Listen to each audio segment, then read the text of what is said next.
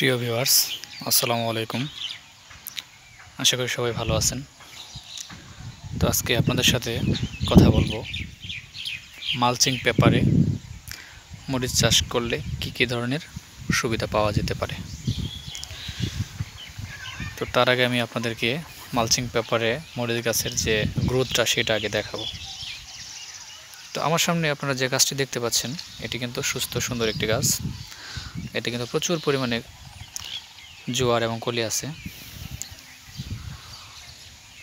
তো এটা এই মালচিং পেপারের কারণেই সম্ভব। প্রত্যেকটা গাছ দেখেন কত সুস্থ সুন্দর। এটাতে কিন্তু প্রোডাকশন অলরেডি শুরু হয়ে গেছে আর কি। তো আমি আপনাদেরকে একটু দেখানোর চেষ্টা করব।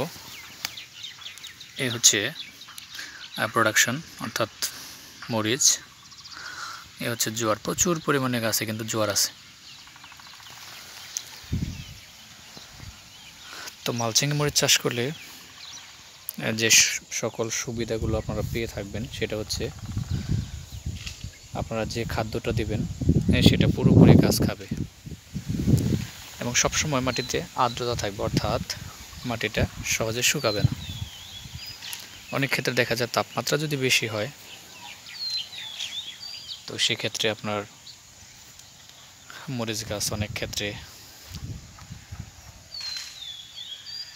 শুকিয়ে যায়, অর্থাৎ কোঁকড়ানো ভাব আসতে পারে। আবার দেখা যায় গাছটা দুর্বল হয়ে যেতে পারে তাপমাত্রার কারণে। তো এক্ষেত্রে আপনার mulching paper one of the best. তো এই মালচিং পেপারটা দিলে আপনারা যে সকল সুবিধা পাবেন সেটা হচ্ছে, এক নম্বরে কোনো ধরনের আগাছা জন্মাবে না, মাটিটা সবসময় ঠান্ডা থাকবে, পোকামাকড় কম আসবে। আরেকটা বিষয় হচ্ছে যে মাটিটা চটা বাঁধবে না, অর্থাৎ ঝুরঝুরে থাকবে। মাটি যত দেখবেন নরম প্রকৃতির হবে, গাছের গ্রোথ শক্তি তত বেশি হবে।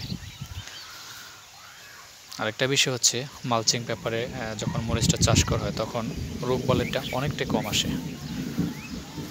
তো এই হচ্ছে মালচিং পেপারের কিছু বেনিফিট, অর্থাৎ লাভ। আর আরেকটা বিষয় হচ্ছে যে মালচিং পেপারটা খরচ অনেকটা কম, আপনার নাগালের মধ্যে আর কি। তো এই ছিল আজকের আলোচনা। আশা করি আপনাদের কিছুটা হলেও এই আলোচনা ভালো লাগছে।